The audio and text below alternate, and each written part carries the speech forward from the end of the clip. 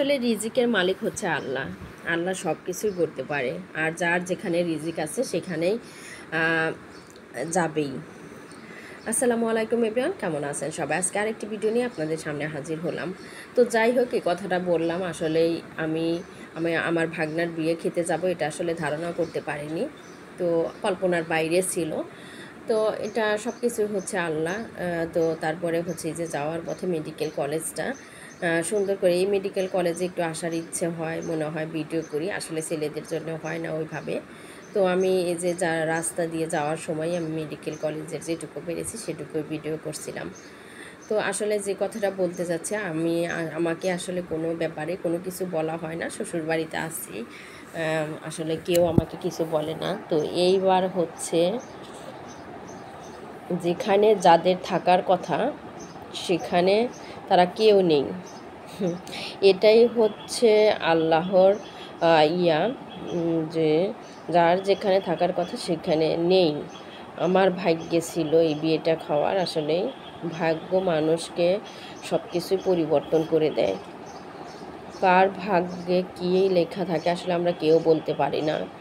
আর মানুষ এতটাই বেশি বেড়ে যায় যে তারা হিতাহিত তাদের জ্ঞানটা পর্যন্ত থাকে না, যে তারা কি করছে, কি করে বেড়াচ্ছে। যখন মানুষ আঘাতপ্রাপ্ত হয় তখন বুঝতে পারে, কাউকে আঘাত দেওয়ার ফলটা তখন বুঝতে পারে। তো এই হচ্ছে ব্যাপারটা। তো যাই হোক, এই যে শ্বশুর বাড়িতে এসে গেছি কিন্তু আমরা অলরেডি।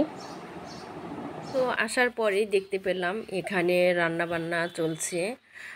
আসলেই আমি যে কথাটা বলতে চাচ্ছিলাম সেটা হচ্ছে, মানুষ এতটাই বেড়ে যায়, মানুষ মানুষকে আঘাত দিতে, আঘাতজনক কথা বলতে দুদণ্ড ভাবে না। যখন সে ঠিক পর্যন্ত থাকে, তাকে আল্লাহ সুস্থ এবং সবল রাখে, তখন পর্যন্ত সে বোঝে না।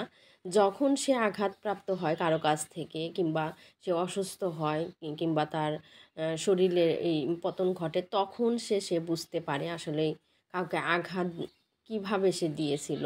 তখন সে বুঝতে পারে, তার আগ পর্যন্ত সে বুঝতে পারে না। তো আঘাত দিলে যে আঘাত পাওয়া যায়, এই আজকের দিনটাই হচ্ছে তার প্রমাণ।